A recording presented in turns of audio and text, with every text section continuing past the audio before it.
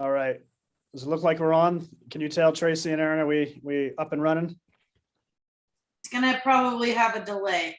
Oh, there we go. Okay, We are we're there. huh? Mhm. All right. Fantastic. Hello, everybody out there watching this on YouTube live stream. We are a variety of staff here at ISB, here to present to you information about ISB High School, so grades 9 through 12.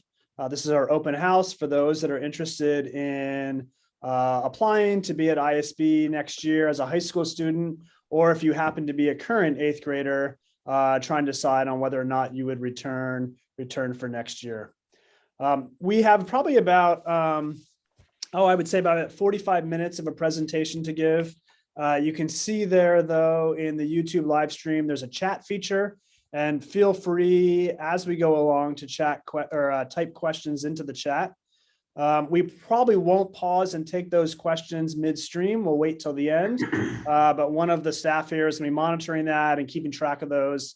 And then I will pose those at the end. If for whatever, anything we say tends to be really confusing and we need to clarify anything along the way, then we'll stop and do that. But otherwise, we'll hold questions until the end of the presentation and then take some time to answer those. I am Andrew Guilford. I am the principal here at ISB, and I'm actually going to share my screen so that you can see the slideshow, and then either Aaron or Tracy, if you can give me a heads up as to whether or not that's going through okay.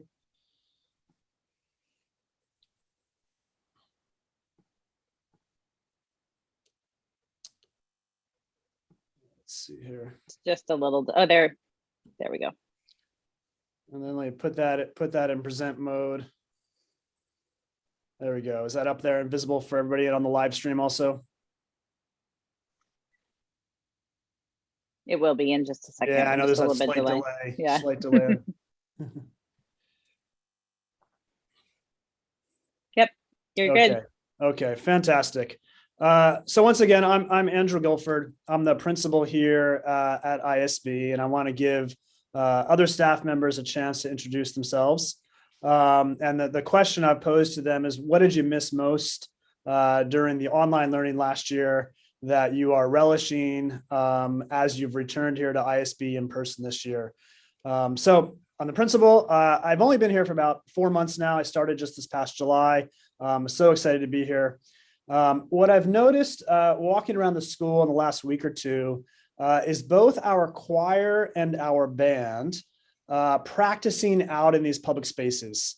In part, they have to do so because of COVID regulations, but it also makes the learning that they're doing and the work that they're doing so visible.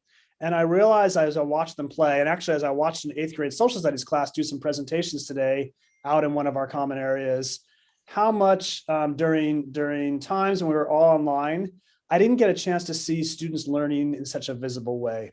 And just the delight that it's been to be back this year and being able to sort of see students' artwork on the walls, to hear the choir singing in our foyer, to watch these presentations that were happening out in another common space that we have, and just glad to be able to see some of the amazing learning that happens here at ISB be made visible. And so we'll just go right down the list here and have folks introduce themselves and share a little bit about themselves in that way.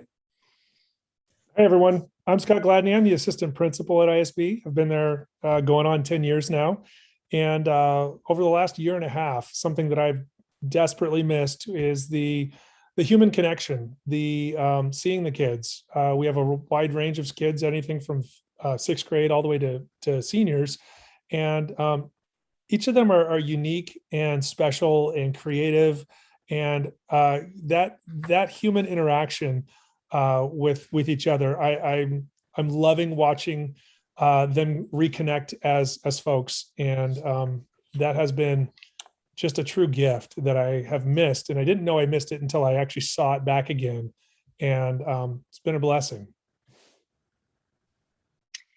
Hi, I'm Tracy Meilenberg. I am one of the high school counselors here at ISB. I serve with students whose last names start with M through Z. This is my 9th year at ISB. And what I missed the most, I was kind of hemming and hawing because there's lots of things that I missed that I've been excited for, but I think I just missed students stopping by my office. So I have a pretty open door policy, and some of the best conversations and greatest laughs and best connections with kids just happen when a student pops in and says, "Hey, do you have a minute?" I've really missed that because that for sure did not happen on Zoom last year. Hi, I'm Erin Pitney. I'm one of the math teachers here. I teach a variety of different classes. I missed almost everything about being in person, so I'll just pick one. The way I run my classes, students are working together all the time, and it was really hard for students to work together last year. So seeing students work together and learn from each other, I just feel like there's a lot more learning happening. There's more smiles. People actually laugh at my jokes now when they're funny. So that's what I'll say. And hello, I'm Mark Wendell. I teach the juniors and seniors IB history. I have been at ISB, I think, for 8 years now. And before that, I spent 10 years as one of the original SUMA teachers. Before that, 17 years teaching a variety of middle school and high school classes. I love it at ISB. And I have to tell you, this experience is reminding me painfully of distance learning from the last year and a half. Thank goodness we are back, because I love having the students in front of me, and I love taking advantage of those serendipitous learning moments that we often have. And the real human contact has finally been reestablished as well. So thank you all for being here, staff members. I appreciate your support on this. I purposely tried to pick a couple staff members from different departments who may be able to answer some specific curricular or department related questions that you might have later on. I wanted to start by sharing the ISB school mission. And really, the mission drives much of what we do here, much of who we aspire to be here at ISB. And I think it's the realization of this mission that sets ISB apart and makes us a unique place. So at ISB, we encourage students to learn through an international lens as thoughtful, compassionate world citizens. We actively embrace intellectual rigor, intercultural respect, service to our local and world communities, and the promise of a peaceful world. We've organized our presentation tonight to try to use elements of this mission to show you more about who we are here at ISB and what we do. So we'll be talking about what it means to learn through an international lens, what it means to embrace intellectual rigor, what it means to have service to our local and world communities, et cetera. So that's kind of the guiding frame to be able to share with you tonight, just a little bit about ISB, about who we are and what we do here.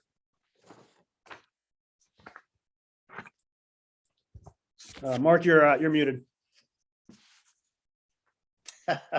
Yes, indeed, shades of distance learning. The kids would yell at me too. Mr. Wendell, you're muted. We do indeed have a strong international orientation. Indeed, our school is oriented eastwards, hence the Chinese dragon as our mascot and symbol. We have a long-standing relationship with a high school in Japan, and every non-pandemic year, we actually have teachers and student groups visit from that high school for around 3 weeks. A lot of our student clubs and groups, and I have to tell you, we probably have more clubs per capita than any comprehensive high school, most of them student generated. Many of them are internationally oriented. The biggest one by far, though, is Model United Nations in terms of its international orientation. We also have guest speakers and guest performers, most famously during our International School of Beaverton Culture Week in the spring, which is heavily generated and driven by parents themselves who organize the theme and the speakers. For an entire week, the students actually leave their normal schedule and they take a lot of classes and see a lot of presentations on these various themes. Sometimes the themes are a little bit lighter, like sports or food from around the world, and sometimes they're a little more fraught, like immigration or poverty around the world. But it's often driven by student and parent interest, and it's a powerful and much looked forward to week in our year. The international organizations and the staff, well, again, our school is interwoven with these. We often have staff leaving for 2 years or coming back from a 2-year stint at another international school. I even hear a rumor that Mr. Guilford, Andrew, our principal, spent some time teaching overseas. We all have some sort of international experience.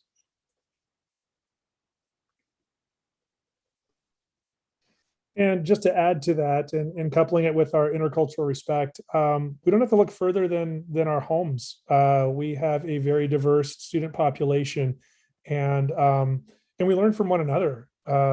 Whether it's just the serendipitous moments that Mr. Wandel was referring to, or intentional times throughout the year where we learn from each other.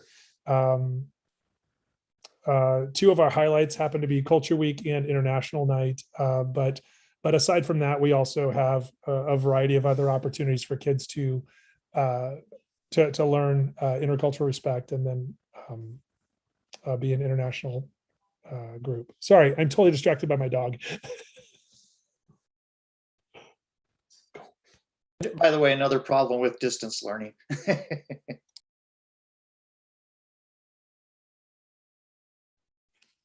So we also actively embrace intellectual rigor. And we're going to talk a lot about this tonight because I think ISB is known as a seriously academic school. And when I say seriously academic, I'm not talking about challenging, although we certainly are challenging. I'm not talking about college entrance rates, although we'll refer to that later on. But when I say intellectually rigor and intellectually challenging, what I'm referring to is a certain degree of commitment that we see in our student body towards taking their learning seriously and taking it personally. And a big part of that happens because the foundation of our school is based on the IB learner profile.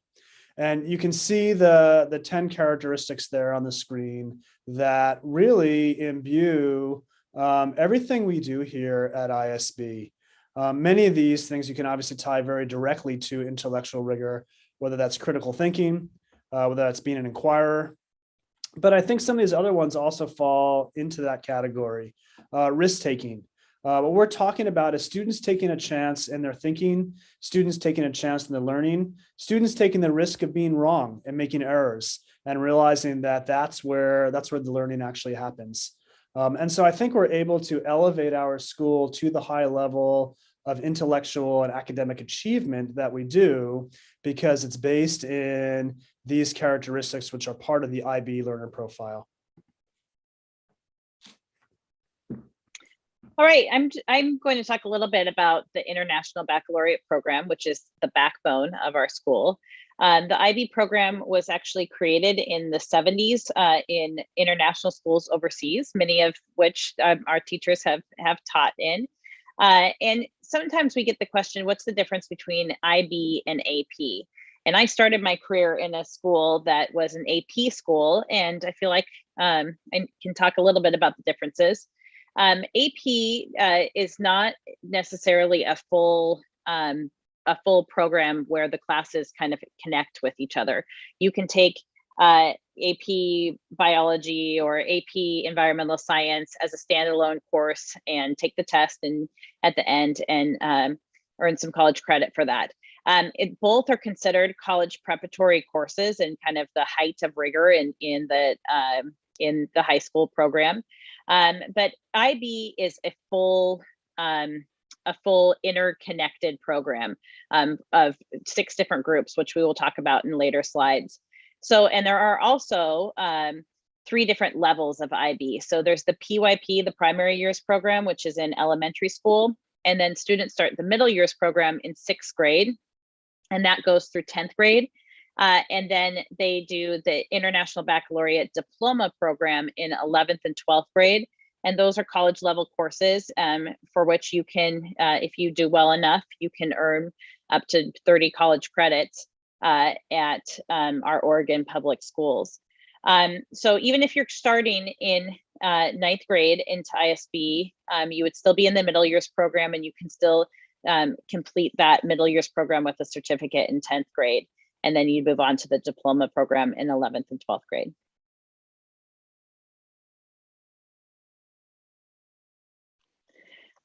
We have a college going culture. I love some of these pictures because I love looking at students past, and I see those faces and know how hard they work to get there. We have about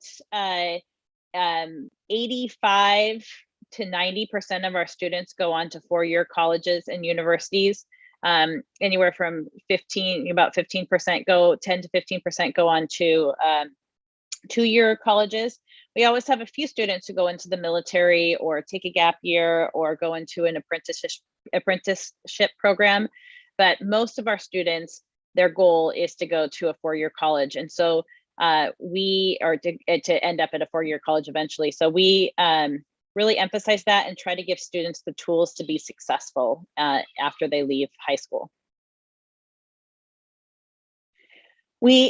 So one of the ways that we do that, we also, as you know, as you're here tonight, we are a lottery-based program. So any student can apply for ISB. It's not like it is at other high schools where maybe you have to get a certain grade in a class in order to take an IB class, in a prerequisite class.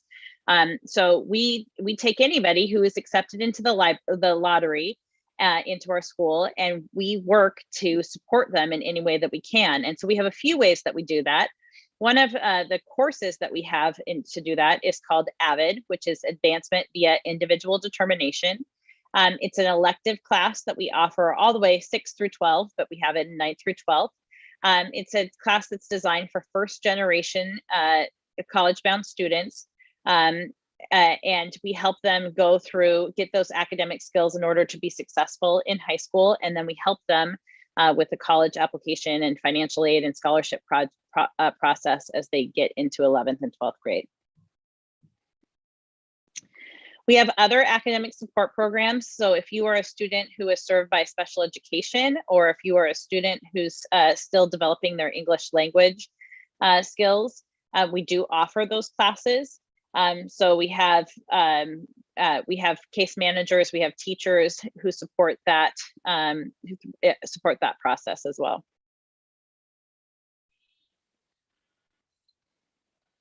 So as Tracy mentioned earlier, the middle years program spans the grades 6 through 10. So the MYP part of the IB program. So students who are entering in the 9th grade would be doing the final 2 years of that middle years program, grades 9 or 10. And actually the work that would happen during grades 9 or 10 is still sufficient, and the opportunities for learning given is still enough that they can earn an MYP certificate at the end of those 2 years. The students would then go on to be part of the diploma program during their grades 11 and 12. The MYP program is really unique. It attempts to make real world connections and global connections throughout the content. We attempt as much as we can to integrate the content across curriculum. So students are seeing connections between the different classes, between the different course areas. There are a service component to the middle years program, including what's called the personal project, which happens in the 10th grade year, which is kind of a culmination of an application of many of the skills that students have developed through the MYP program. As much as we can, these classes are project-based, which tends to be most developmentally appropriate for students who are in that middle years time. Students who are coming to us in 10th grade would still participate fully in what we offer for 10th grade MYP, but if you're entering as a 10th grader, you would not be eligible to earn the MYP certificate, but you'd still be quite eligible to move on and do the diploma program in grades 11 through 12. If you're coming in as an 11th grader, then you'd be entering straight into the diploma program at grades 11 and 12. Like I mentioned, there's community service that happens throughout the middle years program. Actually, each year has some things that happen with that culmination in the personal project during the 10th grade year. Every subject area has large end tasks that are built into it, which assesses the major skills, the major knowledge that students develop within that program. And then the big shift happens in grade 11 for the diploma program. So this is a comprehensive 2-year program. The courses that you take as an 11th grader are continued through that 12th grade year. So much time throughout school, we're used to single year courses, but nearly all those courses that happen at the DP level, at the diploma program level, are in fact 2-year courses. And we'll talk more about what those courses are here in just a little bit. The DP program is recognized by universities, not just across the United States, but around the world, as being rigorous, as being college preparatory. Many colleges and universities, including private selective schools, offer college credit for students that are successful in diploma program classes. And students, we actually have an event that happens here every year in December, where our students who have graduated the prior year come back in December after finishing, almost half of their first year of college, and meet with our current high school students. And by and large, we hear them say things like, "Oh my gosh, ISB prepared me so well for college. In fact, my first half year of college has been easier than ISB my senior year was." So kids are leaving here with an incredible set of skills, not only to take on hard things, but as it says there at the bottom, kids are critical thinkers. They can respond to things they haven't seen before. They can reflect on their own learning, and they can explain their thinking. And that ability to articulate their learning and articulate their knowledge through writing, through speaking, is a skill that can be leveraged throughout the content areas. So in the diploma program, students have 6 major subject areas. One of the things you need to understand if you're choosing to apply and then attend ISB, we don't have a whole huge slew of electives. We have a very structured program, and all students follow that pathway that we put out there through the MYP and then into the DP. There's a few variations and a few choices along the way, but by and large, we have this core program that is the option that you would be choosing if you chose to apply and then come here. So at the diploma program level, so remember again, this is grades 11th and 12th. There's 6 subject areas. We'll go through those in a moment. Diploma program courses are billed as either being higher level or standard level courses. And that relates to the tests that students take at the end of their senior year from the IBO organization. Students take 3 higher level courses and 3 standard level courses during that junior and senior year. There's challenging assessments that happen in spring. Some of those assessments, spring of senior year, most of those assessments are external, meaning these are exams that students have to sit and take, and then those are submitted to the International Baccalaureate Organization, who then grades them. There's also what are called internal exams, which are graded by the teachers in class, but are moderated externally. And so Mark, as an IB history teacher, and Aaron, as an IB math teacher, would have to send their internal assessments to the IBO to make sure that they are grading along the norms and the scales that the IBO is asking for. Students get their final results usually about halfway through the summer. So they're diploma candidates if they've done all 6 areas and tested in those areas. So like I said, 6 different courses. We'll talk through those courses in a moment. 3 at the higher level, 3 at the standard level. All diploma program candidates also do an independent research project, which is known as the extended essay. We weave supportive that into actually one of their class rotations that they have. So they receive some in-class support, but that's an independent research project, which usually results in a written essay, somewhere around 4,000 words. They take a course called Theory of Knowledge, which is really an exploration of epistemology, how we know what we know, and how do different disciplines approach knowledge and gain knowledge. And then all of the classes, the actual courses at the 11th and 12th grade level, have to weave in elements of theory of knowledge into those classes as well. And then lastly, students have to develop skills outside of the classroom in order to earn the full diploma. And that's through a program that we call CAS, or Creativity, Action, and Service, in which students have to demonstrate in ways outside the classroom service. So there's certain service projects students need to conduct in their junior and senior year. Action or activity, certain activities that students have to take to show physical exertion and their commitment to their physical growth as well.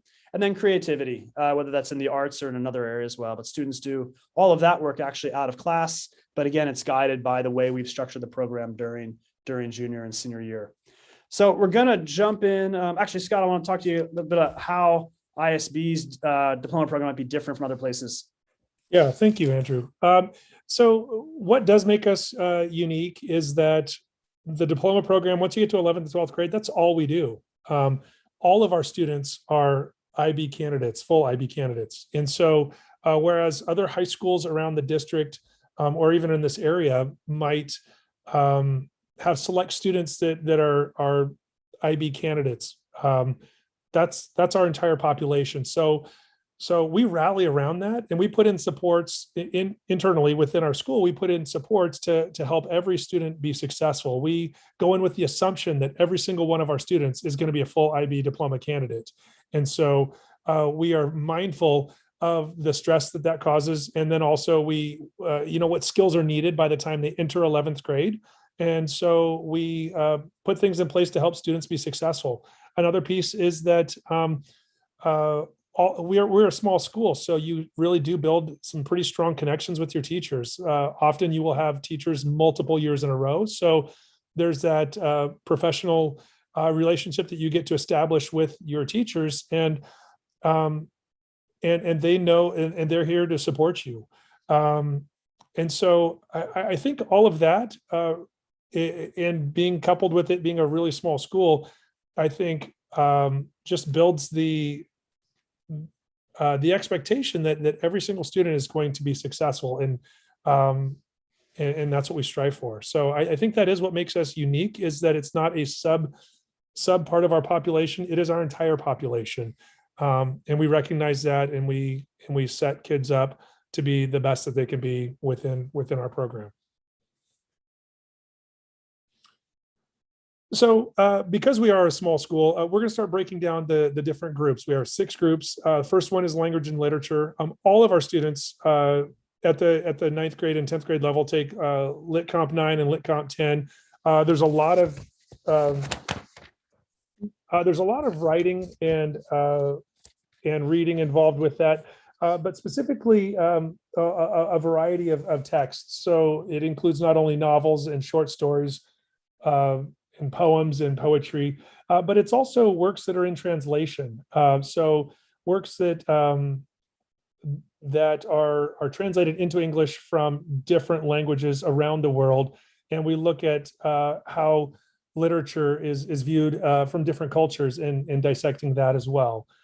So at every grade level, students, one of the requirements is that one of the studies that they do is from a work in translation. Group 2 is our world languages, and I want to spend a few minutes talking about this. If you were with us in middle school, you would know that we expect that starting in 7th grade, all of our students are taking a high school level 1 world language, and then progressing from there. And the top diagram that shows 7th grade entry, that shows 7th grade at level 1, 8th grade at level 2. Most of our homegrown ISB high school kids come into high school at a level 3 world language. But that's not to say that if you're coming in fresh as a 9th grader and you have 0 world language experience, you can still get to the IB world language levels for an IB level world language of language 1 and language 2 in 9th grade, even if you have no previous experience in that language.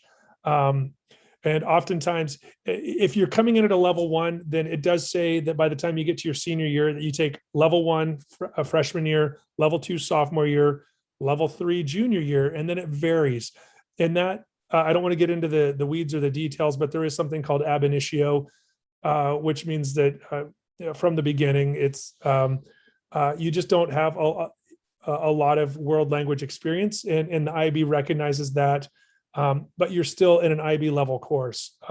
If you have a little bit of experience in a language, and we sometimes have kids coming in that screen into a level 2, then you can definitely get to your world language, your IB levels by your junior and senior year as well. Individuals and Societies is the International Baccalaureate word for the social sciences. And at first glance, 9th grade and 10th grade seem pretty similar to any other high school you would go to in Beaverton. 9th grade Global Studies, 10th grade US History. Global Studies actually refers to themes around the world, important themes like the climate or immigration or development. And 10th grade, the US history here is actually about mostly from the Reconstruction period up perhaps to the Civil Rights era.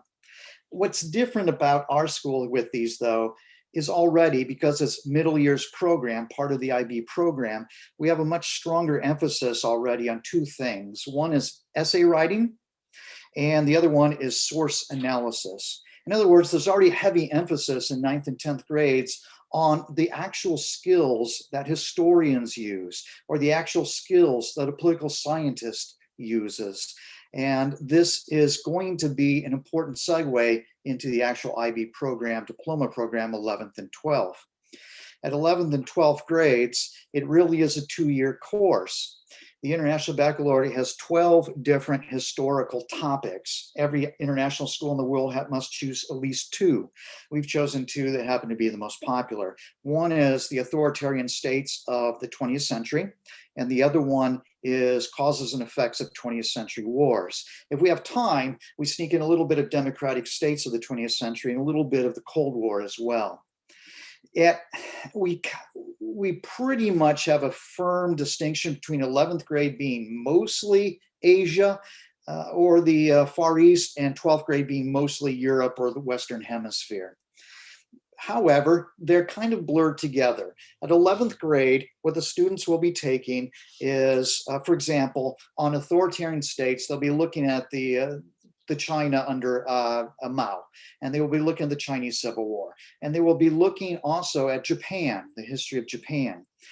For 12th grade, they'll be looking again, a bit more of a regional focus on the regimes of Adolf Hitler in Germany and Benito Mussolini in Italy. However, also at 11th grade, we have a history course called Extended History, where we look at World War I, its causes, its practices, its effects. And of course, those causes and effects actually blur over. It is indeed our First World War. They blur between Asia and Europe. In 12th grade, then, the focus does shift more towards Europe. There, not only besides Hitler and Mussolini, we have now World War II as well. In 11th grade, they would have gotten, perhaps, in an ideal world, they didn't completely get it last year, the Chinese Civil War and the Russo-Japanese War. In 12th grade now, they're getting World War II, Spanish Civil War. Why this kind of strange mix? Because the IB program, when they do their testing, they love comparing and contrasting, and especially comparing and contrasting big themes like war or like authoritarianism between regions on the planet. And so often they're going to ask compare and contrast essay questions. Besides the main topics, there is a thing called a prescribed subject. There are 6 of those. Our main one here at ISB is called Move to Global War. In 11th grade, they get the Japanese expansion in East Asia. In 12th grade, they get the German and Italian expansion in Europe and the Middle East and Africa. Finally, we also have a regional study, and perhaps you have surmised it is actually Asia. You can actually choose one of 4 major regions on the planet, and because we are oriented towards Asia, we indeed have chosen Asian history. Hence, for example, Mao and not Nasser in Egypt, which would be an African subject. At the end, the culmination is the students will take 3 papers. Paper 1, which is heavily source-oriented, papers 2 and 3, which are heavily analysis and evaluative oriented, and those are essays. They also have to do a history internal assessment, which is a history research project that actually is done mostly in class with a lot of supervision from me. Those are the 4 main requirements to actually get your credit, IB credit in history.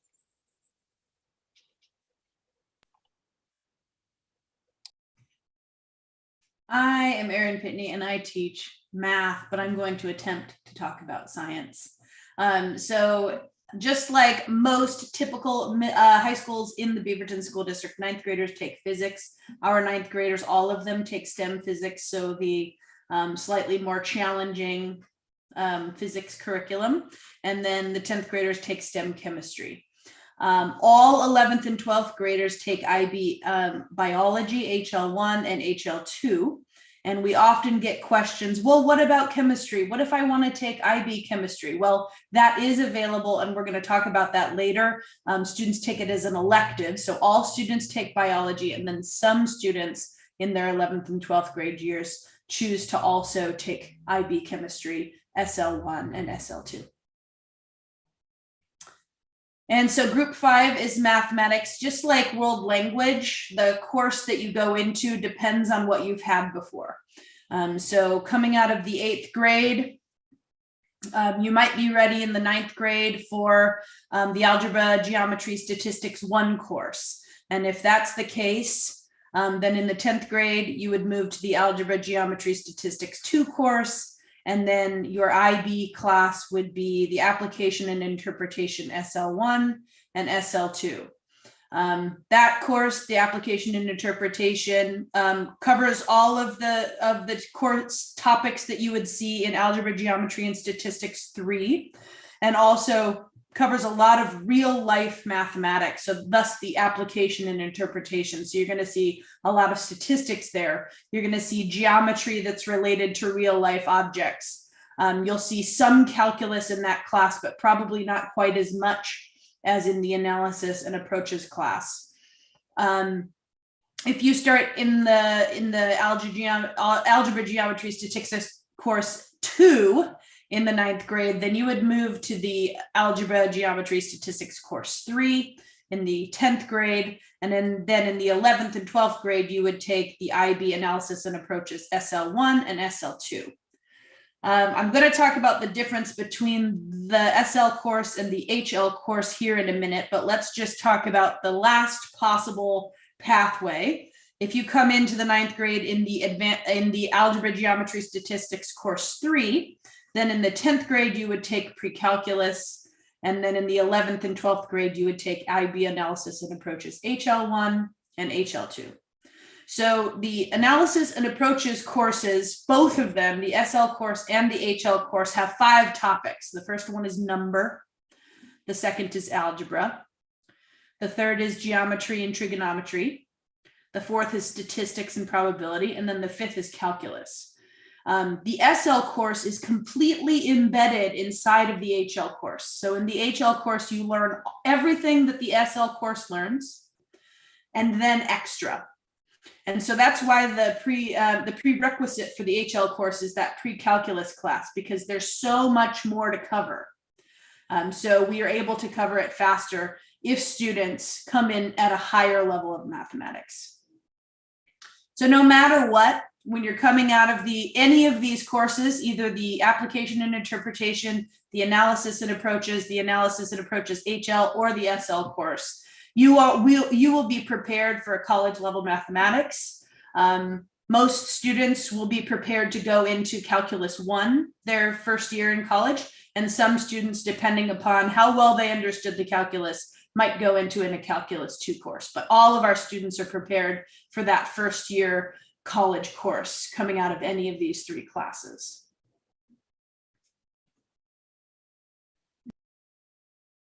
All right, I am going to spend some time talking about our group 6, which is the arts and electives. And so this is what you just heard was very prescribed. There is some choices in the other groups, but not a ton. Group 6 is where you do have some different choices. So you can, in 9th and 10th grade, you have the choice between arts, concert band, or choir. And there are different levels of that in 9th and 10th grade. In 11th grade, these are the courses that we currently offer. So you can continue on and take IB art. You can replace your arts and take an additional science course, which our offering is IB chemistry. You can take IB psychology. And then for this year, for the first time, we are offering IB global politics, and I'm hoping that it's a course that sticks around for a while. You'll see that currently we are only offering music, band, and choir in 12th grade. And that is because our group 6 electives do change every year based on what students select in forecasting. So if we get enough students to run a music and band elective, then we do run it in 11th and 12th grade. If we don't, then we don't. And the other classes are what we run. So there is a little bit of change every year depending on what students want. So those are our group 6 choices. Students also, in order to fill the requirements for graduation by the Oregon State requirements for graduation, we do have other electives that we offer or other courses that we offer. So all students take PE and health. We have those support classes. So I just want to reiterate that our goal is to support any student who wants to go to ISB and wants to participate in the IB program. So we offer a course called IB Seminar, which is a combination of academic skills and study hall and just support for students as they go through the IB program. As I mentioned previously, we have AVID. We have academic seminar for students who are served by IEPs. In 9th grade, we have a course called Advanced Science Research, and that is preparing for a science fair. The name I always forget every time I talk about it, but the students are working on a science fair project for most of that course. We also, in 10th grade, we offer a personal project class that supports those students through that final MYP personal project that we discussed earlier. In 11th and 12th grade, in addition to the 6 groups that we just got done talking about, students will take a class called Theory of Knowledge, which is kind of a philosophy course. It's how you think about, tell you how you kind of think about how you learn. And we continue to have AVID.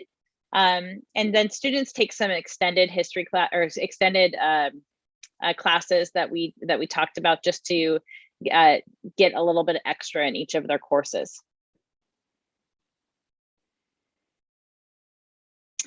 So one of the things that we really like to emphasize is that it is a challenging program, but the challenge comes with huge benefits. And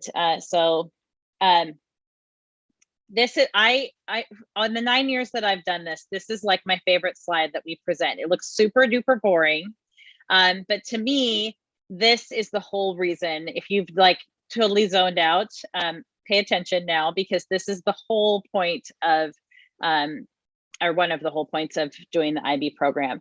So if we were in person, I'd have somebody call out what they think that the average or the average retention rate is for students who persist from freshman to sophomore year of college in the United States. And so for most schools, it's about 60%. So 40% of students leave after their freshman year of college for a variety of different reasons. But one of the reasons that students leave is because they didn't feel prepared for that academic rigor. That doesn't happen with our students at ISB. So what this chart is showing you is that we have anywhere between 94 and 99% of our students who persist from freshman to sophomore year of college. And to me, that is what makes it worth it. So there are times, I will not lie, that there are times when students say, wow, this is really challenging and I'm challenged by this program. But they make it through, they're supported through, they get to know their teachers really well who help them through.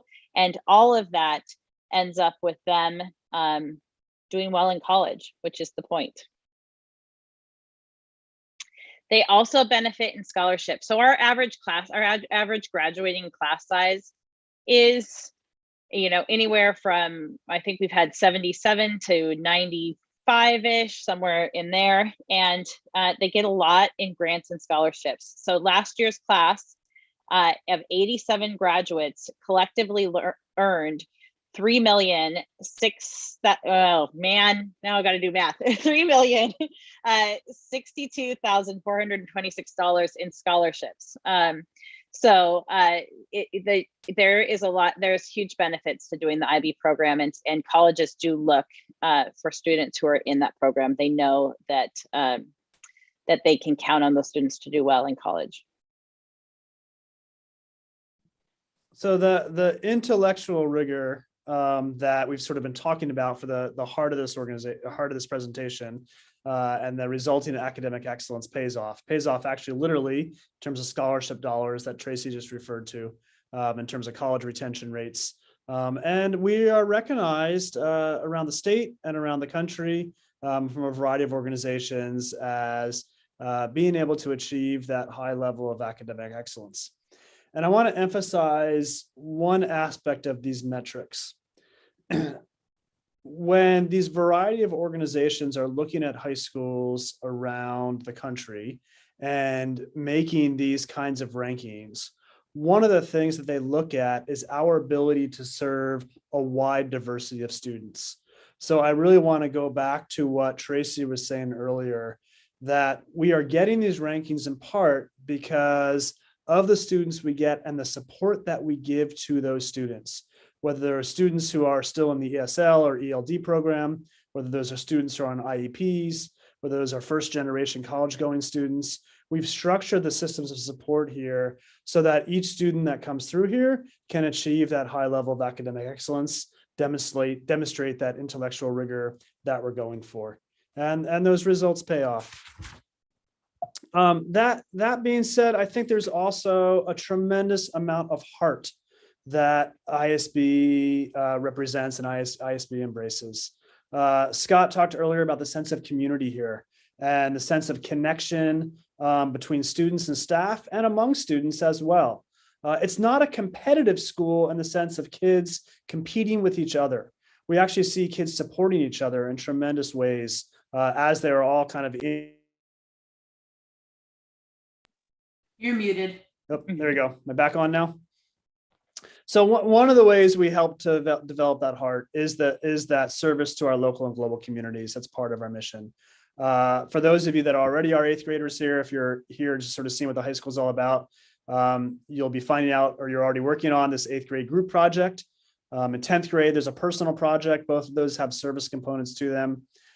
In the 11th and 12th grade year, there's the CAS program, which also has students engaged in service. And probably in some ways, more coming directly from the students themselves, the ongoing opportunities that students have created through the clubs and through the student organizations they are part of. We have a tremendous number of co-curricular activities. So these are just a smattering of some of the after-school clubs that we have that students are part of and that meet with on a regular basis. Most of these groups also have service components to them or some kind of larger kind of project component. Many students meet their CAS requirements through some of the work they're doing within these clubs. ISB also does, we recognize our kids need to get together and they need to play together as well as study together. And so we offer sort of these, what we call coffee houses, which are just really afternoon activity days for high school students. We do have school dances that we hold several times a year. We do Spirit Week. Today was bring your stuff to school in something other than a backpack day. And so we had kids showing up with mini shopping carts. And I think our math teacher, Erin Pitney, I believe, brought her things to school today in a guitar case. I saw a kid with a bike basket. Yes, I did. So we realized that for students to stay balanced through these 4 years, we need to play also and trying to build those opportunities in so kids can be kids and teens can enjoy their teen years. We do not directly offer OSAA activities and athletics here at ISB. So if you are a student who is actively participating in a school sport or takes a very active role in your orchestra or speech and debate, you still have the opportunity to do all those through your area high school. So your neighborhood high school, your home high school, you still can join any of those activities. And many of our students do. They're athletes, they're musicians. and they exercise those in those ways through the work with their home high schools.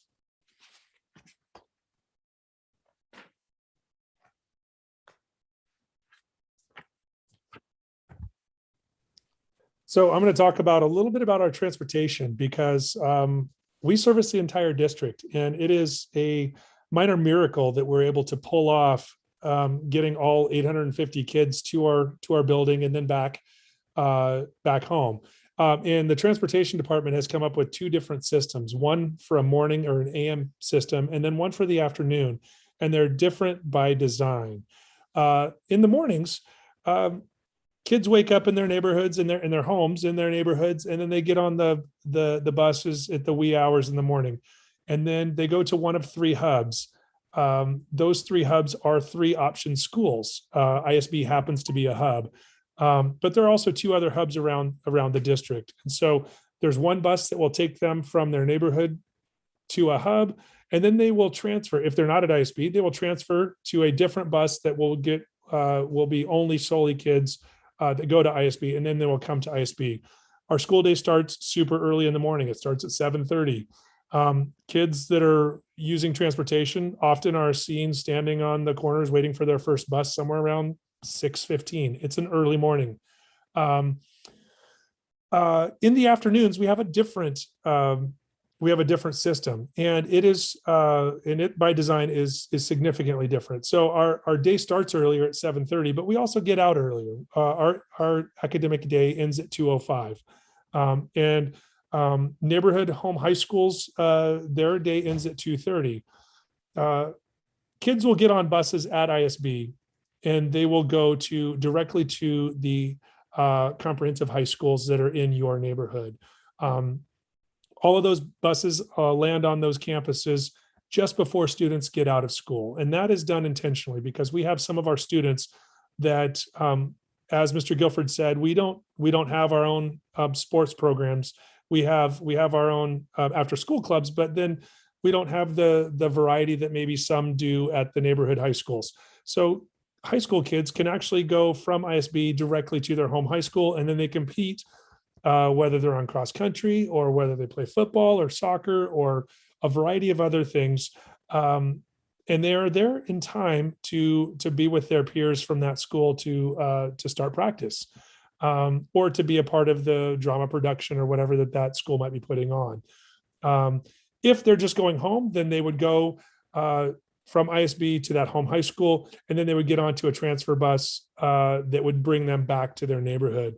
That is, if they don't live within walking distance for the high school, which is approximately 1 to 1.5 miles, depending on your location. But the morning goes neighborhood, hub, ISB. Afternoon goes ISB, high school, and then to your neighborhood. So if you're interested in applying to ISB, you can go to the Beaverton School District website. This gives some brief directions here on how to find the applications. It's a little bit tricky if you haven't been there already. So you would use, from the main Beaverton School District website, you would use the drop-down menu for families. And then underneath there's a link to learning options. And then the lottery application for any of the option schools can be found there. Applications have to be submitted by 4 p.m. on December 10th. Anything after 4 p.m. Won't be accepted. So make sure if you're planning on doing that, you have that application in. Then you can fill it out online. You can do it actually on paper, print it off and do it on paper, but it would need to be turned into the district office by that deadline. Just in closing, I think to give you a little bit of sort of the flavor of ISB. Obviously, we talked a lot about the academics and we talked a little bit about the heart. This was, if you haven't had a chance to see this already, this was an event that we did at the very beginning of the school year this year in celebration of the International Day of Peace, and a short video that was made about ISB with that celebration. So I'm going to play that. And at the end of that, we'll have a little bit of time to take any questions that you might have. Before you play that, I'm the person monitoring the chat. I have a couple questions in the chat. For those of you that are watching, if you have more questions, this is the perfect time to put them in the chat on the YouTube page. I'll monitor those, and then after the video, we'll have a chance to answer those questions. Perfect. Sound working? I am Andrew Guilford. I am the principal at the International School of Beaverton, part of the Beaverton School District. So we are taking our entire student body and we're going out onto our field and we're going to be making a gigantic peace sign out there. I actively embrace the promise of a peaceful world by picking up after our community and caring for others and helping them in need. I actively embrace the promise of a peaceful world by challenging outdated definitions of peace and by committing to accept diverse cultural expressions. So today we are celebrating the International Day of Peace. And that connects a lot to our mission here at the International School of Beaverton. We try to create compassionate world citizens. I actively embrace a peaceful world by advocating for what I believe in and standing up for myself and others. I actively embrace the promise of a peaceful world by treating everyone how I want to be treated, no matter their race, color, or religion. It is rare that we're actually able to bring our whole school together. We have students from 48 different language groups. We have students of multiple ethnicities, multiple religions, multiple races, and being able to connect those students to each other and have those students sit down in class together and laugh and play and learn is the first steps in actually creating that peaceful world.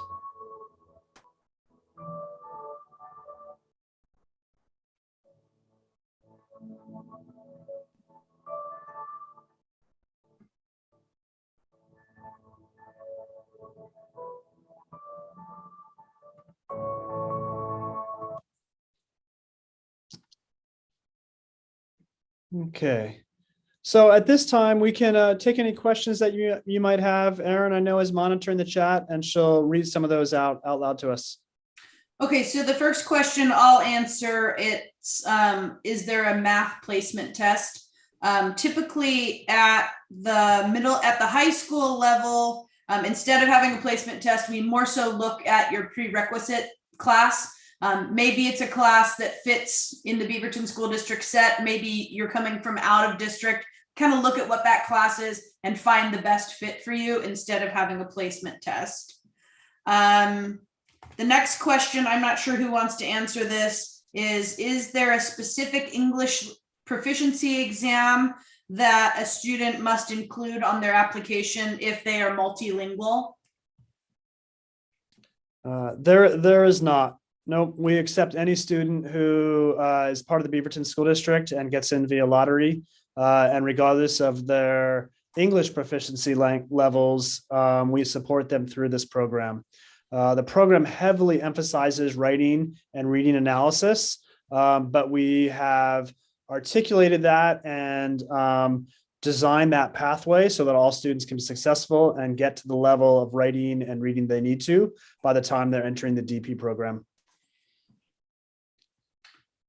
Okay, up next is once a student is chosen or accepted, is there a shadowing opportunity available?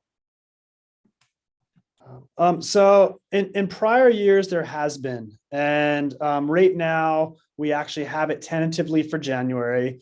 I'll be honest, a lot of that's going to depend on COVID numbers. We are already at our maximum in terms of use of our space and being able to maintain adequate social distancing in our classrooms. And if the same restrictions are in place now, are still in place come January or February, we will not be able to have shadow days, unfortunately. If those restrictions loosen up and things change a little bit in the next few months, then we would be able to actually put those in place. Okay, the next question is specifically about a course. Will digital imaging be offered at the 9th and 10th grade class, at the 9th and 10th grade level next year? So I'll go ahead and answer that. Digital imaging and sculpture are offered on an every other year basis, coupled with draw paint 1 and 2. So if you are an art student coming in to our school and you have previous art experience, yes. So it's every other year. So if you're coming in as a freshman, and if it's not offered this year, so it will be offered next year. Digital imaging and sculpture, they're both a semesterized course. Then the year after that would be draw paint 1 and 2, and then it would be IB art if you continue on your group 6 in the visual arts. Okay, the next question is how how many hours of homework do students typically get per day? I think it's sort of, I'll answer for my class specifically. I do think it gets a little bit more as the years go on. So maybe in 9th and 10th grade for a math class, maybe 30 minutes every other night because the classes are AB classes. Once they're getting up to the 11th and 12th, probably between 45 and 60. That kind of depends on the kid. You know, you got some students who want to rush through and just kind of get things done, and have some who just are very meticulous and careful. And so there's going to be kind of a range there. Mark, I don't know if you want to speak about your class. I'd like to speak more generally. Actually, because we're a small school, we can manage this a little bit better. Obviously, being an international baccalaureate school with all the requirements we need and all the skills the students have to achieve and master, there's a lot to do. And so there's going to be probably generally more homework than at another school. However, having said that, we actually have assessment calendars at 9, 10, 11, and 12. And if there's anything major happening, a paper 2 test, a paper 3 test in my subjects, for example, or a kanji test in Japanese, we must put those on the assessment calendar.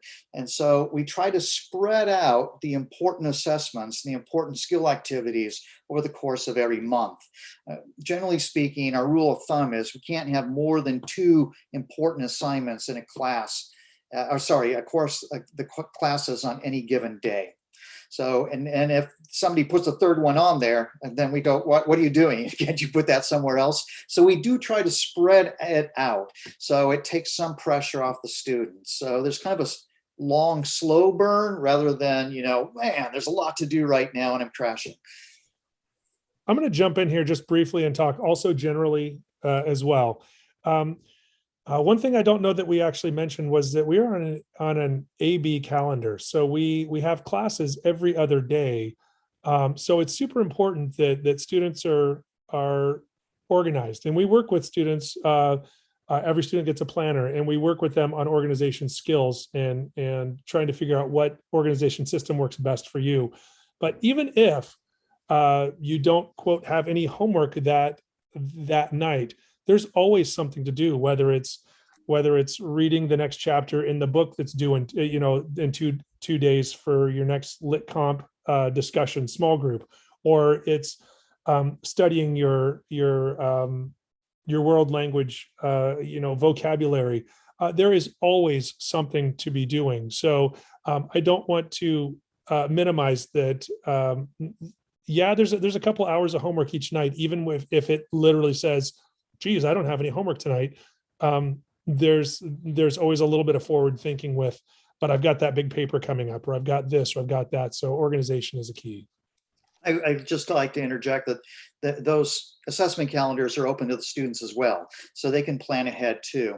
And one thing we do at the start of every year is we teachers come together and say, how can we actually stagger the internal assessments, the IB internal assessments? So we're not all doing them at approximately the same time. And so again, those are scattered throughout the year. We're doing what we can to help the students get through and achieve in this program and keep their daily amount of work down to a manageable level. We have a question. Do siblings get preference during second consideration? Siblings are given preference during second consideration. So that means if you have a sibling here, once the lottery is over, and you have a sibling here, there's a good chance you'll get in that second round. Actually, you will get in that second round for second consideration. And there's 2 rationales for that I want to speak to. We pride ourselves here in a sense of community and a sense of togetherness. And I think one of the things that creates that strong community that we have here at ISB is the fact that we have families that come through here over multiple years. Sometimes it's 2 siblings, sometimes it's 3. I know it's been more than that in the past, which means that not only are we getting to know kids, but we're getting to know parents. And I think that really goes a long way to creating that sense of togetherness that we have here. And the second dimension why I think it's good for us to have sibling preference, I think it's easier on families, and in some ways you could argue more ethical, not to split families up. For a parent to have to make the choice of do I scramble to figure out how to get my kid at two different schools versus having the ease of knowing both my kids or three of my kids are in the same place? I think that's a factor for many people. And I don't want families to have to face that decision of, my middle schooler is not going there. What happens when they get home and my high schooler is not home yet to watch after them? And so because we support families and we want families to be a strong element of our community, we are giving sibling preference. Okay, the next couple of questions all have to do with the lottery. So I'll ask all three of them, and I think they might all sort of be able to answer at the same time. What are the chances of getting in through the lottery? I suspect that has to do with however many apply. That's going to change the chances. How many spots do you typically have to fill for high school? What percentage of middle school stays for high school? Scott, do you want to talk about that, or do you want me to? Yeah, I can answer that. So I don't know where to start with that. We have at the 6th, 7th, and 8th grade level, we have 160 students. And at the 9th grade level, we only have 120. We do have some attrition at the end of 8th grade. Students, for a variety of reasons, decide to move on to their comprehensive high school or other high school options. But we do have, over the last probably decade or so, I would say on average, 60 to 75% of our 8th grade stays with us, which means that we do have room for new students to come on board. At the freshman level, we generally open up about 30 seats-ish, 30, sometimes as high as 40, and sometimes a little bit less than 30, but that's about the number. But we also do, we are very intentional about whoever comes to us at that freshman year, as they start ISB high school, that we do an intentional job of making sure that we are one community, not, oh, here are the kids that used to go to ISB, they're all clicked up, and then here are, quote, the new kids that come on board. We really focus on, this is our group that's going to carry us to the finish line and be the class of, 2025, 2026, whatever it might be. So I hope I answered that. The next question is, for a student coming from a charter school within the Beaverton School District, how will we assess their math and language proficiency? So I can speak about math. Typically, if I might get an email from a counselor saying, I've got this kiddo, they're coming from this course. These are the topics that are taught in the course. Where do you think would be the best placement for them to go? So all of us math teachers just kind of look at what's taught, figure out how that aligns best. Sometimes there isn't a perfect fit, but we find the class that works the best. Instead of having like a placement test or something like that, we look at their prerequisite skills. Can someone speak about language proficiency? Yeah, I'll speak to the language proficiency. Oftentimes we have students that come to us from dual immersion programs or from other language experiences where kids have experience in one of the three languages we offer. I want to be very clear, we are not a post-immersion program at ISB. If your student coming in is super proficient, like at the almost college level at one of the three languages that we choose, then that's not really them learning an additional language. That's mastering it like they are mastering English.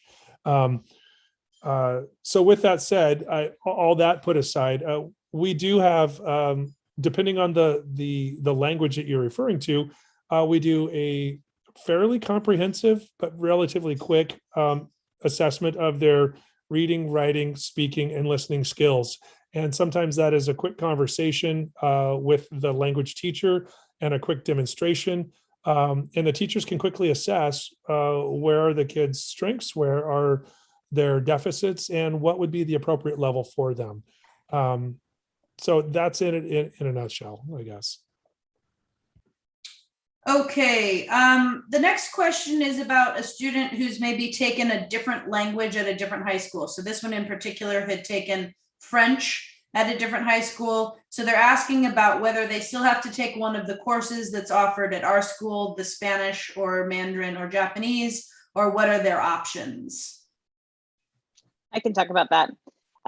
So we do, all our students do take a world language all 4 years of high school. And so we don't offer French, unfortunately. So they would have to choose a different language that they would start out with, either Mandarin, Japanese, or Spanish. And we'd start from level 1 if they were at level 1, and they would take it all 4 years. So we don't waive the language requirement. May I interject though? Don't we have a self-taught program? Oh, that is a good point, Mark. And that goes actually back to what we were saying before about not being a post-dual immersion. We do have an option in the junior and senior year if you're proficient in another language, whether it be something that you've taken at school or whether you've been speaking and reading and writing at home. We've had all sorts of languages in this in something called self-taught, which is basically a language and literature course in those languages. So if you were proficient in French, you still would, and you were coming in as a freshman, you would still have to take 2 years of a language, another language. But then when you get to the DP program, you could go back to doing the self-taught option. And more on that later. If that's if that's your case, contact us. Thank you, because I was wondering what David was doing with all those foreign language students. Yeah. Why I was Yes. helping many students with German and French. Yeah. Yes. All right, the next question is, what specific services do you offer for English language development? So we do have our support for students who are in the ELD program happens in 2 different ways. One is that there is a separate pull-out class, which depending upon that student's schedule may take the place. Actually, middle school could be a world language, could be an arts elective, and it could be sort of the IB seminar class at the high school level. It depends a lot on the student's schedule and what else they're taking. So there's in-class support that happens through an ELD class. There is also obviously sheltering for those students within the general classroom. So I think in part because of the way that we do assessment and the way that students have, we recognize that learning is a process and learning happens at different rates for different students. And so we ensure that students are being sheltered as they go along, and students have multiple opportunities to practice what they're learning and then to demonstrate that learning as they do it. So we're conscious of that. And throughout, and Mark referred to this earlier, throughout all of our classes, not just in English language arts, but throughout all of our classes, there's a heavy emphasis on writing.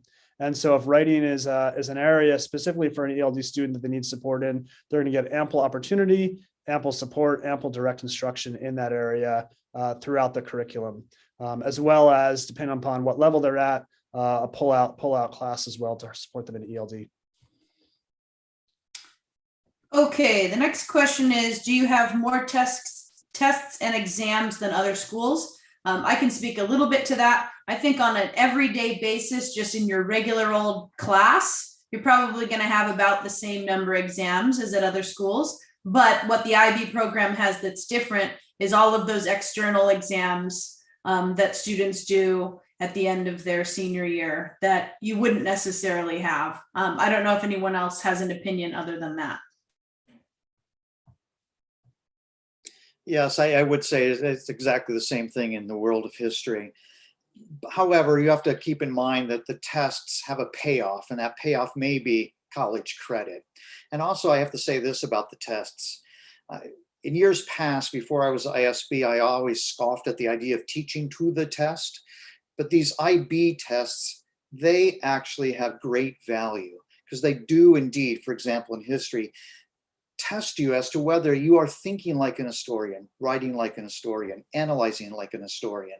And so I like the tests. I think they really measure something really important.